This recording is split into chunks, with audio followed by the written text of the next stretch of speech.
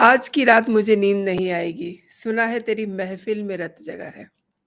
आँखों-आँखों में यूँ ही रात गुज़र जाएगी, सुना है तेरी महफ़िल में रत जगा है। जी हाँ, आज की रात सीएम अरविंद केजरीवाल को नींद नहीं आएगी, क्योंकि सुना है सोमवार को संसद में दिल्ली अध्यादेश आने वाला है। अब लोकसभा में भाजपा के पास बहुमत है, इसलिए यहाँ दिल्ली अध्यादेश आसानी से पास भी हो जाएगा, अरविंद केजरीवाल ये जानते हैं। वहीं राज्यसभा में बहुमत न होने के बावजूद केंद्र सरकार को उच्च सदन में बिल पारित कराने में बहुत ज़्यादा मशक्कत नहीं करनी होगी और राज्यसभा में सांसदों की जो प्रेज़ेंट नंबर है, उसको देखते हुए केंद्र इस विधेयक को पारित कराने की एक कंफर्टेबल पोज़ीशन में है। अब वाईएसआर कांग्रेस पार्टी ने दिल्ली अध्यादेश पे केंद्र को समर्थन देने का ऐलान कर दिया है। पार्टी के नेता वी विजयसाई रेड्डी ने कह दिया कि उनकी पार्टी दिल्ली अध्यादेश के मुद्दे पे सरकार का समर्थन करेगी और पार्टी के सांसदों को भी इसके बारे में जानकारी दे दी गई है। 9 सांसदों वाली बीजू जनता दल भी एनडीए सरकार का समर्थन कर सकती है।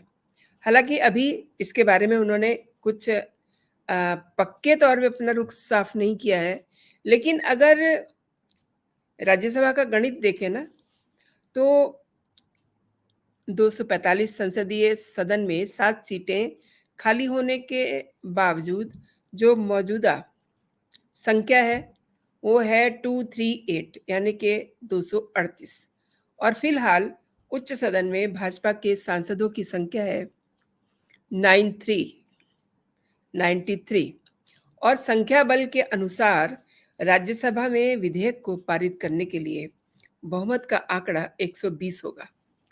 फिलहाल भाजपा के नेतृत्व वाले एनडीए गठबंधन के पास राज्यसभा में 105 मेंबर हैं, वहीं विपक्षी खेमे के पास भी 105 सदस्य हैं और यहीं बीजेड और वाईएसआर कांग्रेस की भूमिका भी सामने आने वाली है, क्योंकि दोनों के राज्यसभा में 9-9 सदस्य हैं।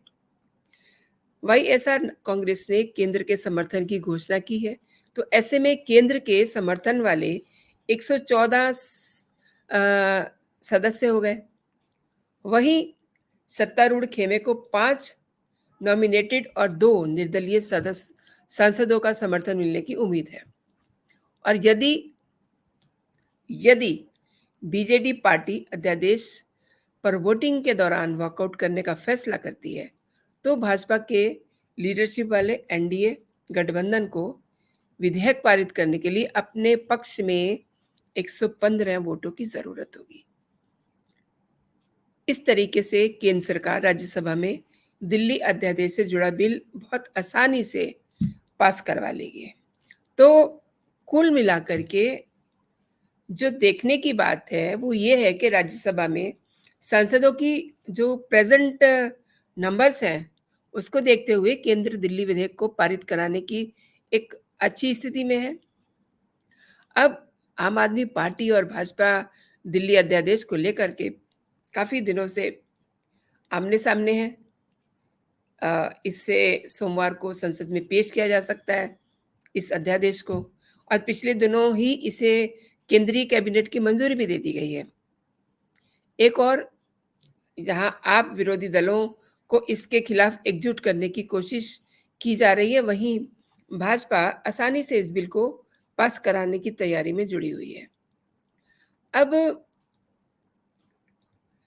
देखिए, मैं आपको ये बता दूं कि अध्यादेश राष्ट्रपति की तरफ से जारी होते हैं और जब संसद का सत्र नहीं चल रहा होता, तब अगर सिचुएशन ऐसी आ जाए, ज़रूरत पड़े तो इसी के तहत कानून बनाया जाता है।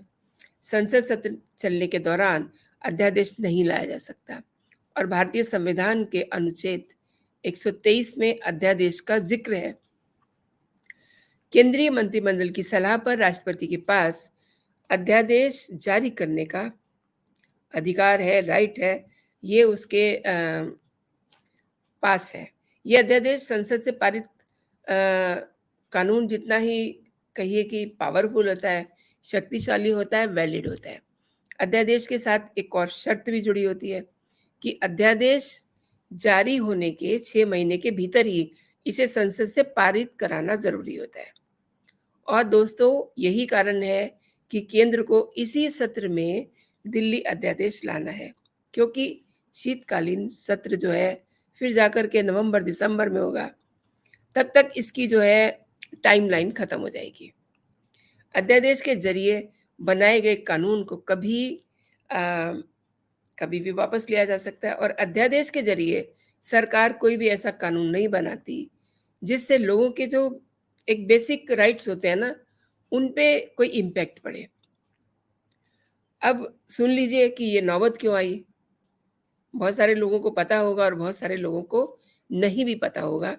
मुख्य न्यायाधीश डीवाई चंद्रचूड़ की अगुवाई वाली 5 सदस्यीय संविधान पीठ ने 11 मई को फैसला सुनाया था कि दिल्ली में ज़मीन, पुलिस और कानून व्यवस्था को छोड़ करके बाकी के जितने भी प्रशासनिक फैसले हैं, उसे लेने के लिए दिल्ली सरकार स्वतंत्र होगी। अधिकारियों और कर्मचारियों का ट्रांसफ़र पोस्टिंग भी कर पाएगी।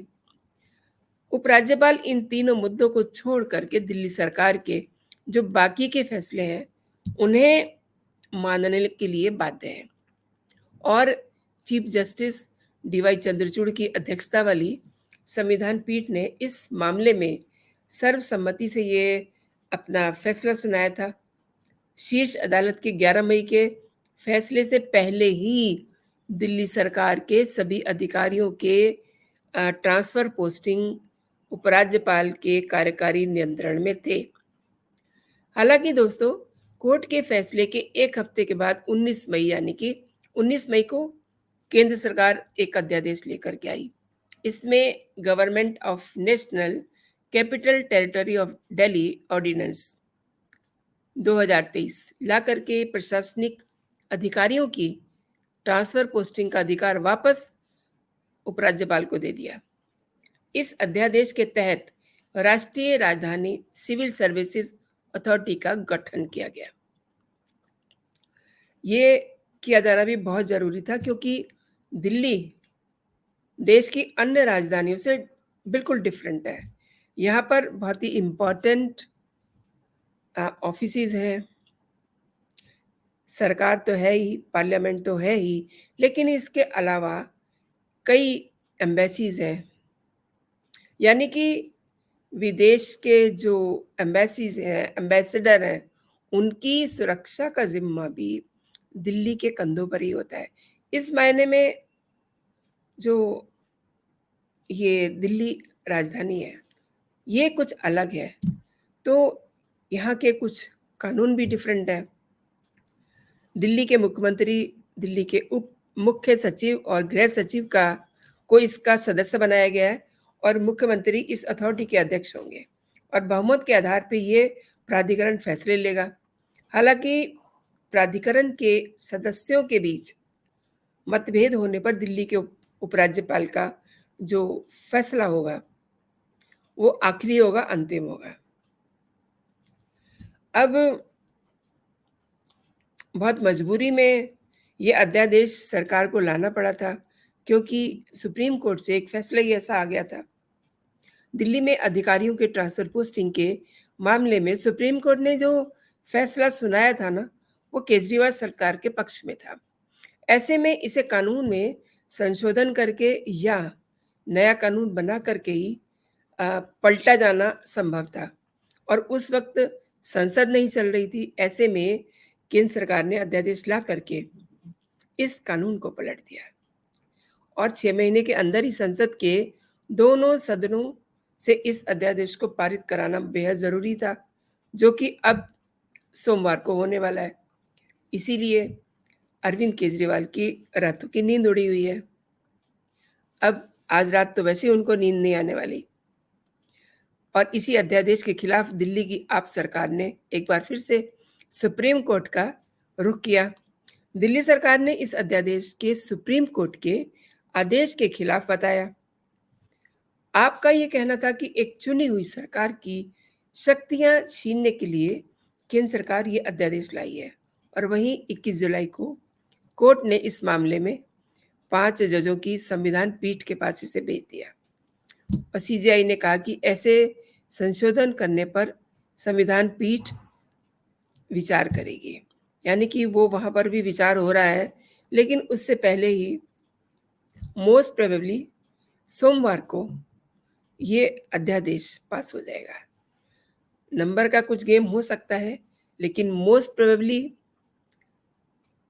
सत्ता पक्ष यानी कि सरकार, केंद्र सरकार इस हैसियत में है, इस कंफर्टेबल पोजीशन में है कि वो बहुत आसानी से इसको पास कर ले जाएगी। तो दोस्तों, आपने ये वीडियो देखा। क्या कहते हैं आप मेरे इस वीडियो के बारे में? अगर आपने सच में इसे पसंद किया है ना, तो आप इसे लाइक का बटन दबा करके अपनी पसंद मुझे बताइएगा। और कुछ दर्शक ऐसे भी होंगे जिन्होंने अभी तक मेरा चैनल सब्सक्राइब नहीं किया होगा, तो उनसे मेरी गुजारिश है कि वो मेरा चैनल सब्सक्राइब कर लें ताकि जो भी मेरा लेटेस्ट कंटेंट हो आप तक सबसे पहले पहुँचे। तो अभी के लिए इतना ही। आप अपना और अपनों का ख्याल रखिए। फिर मिलते हैं। जय हिंद, जय भारत।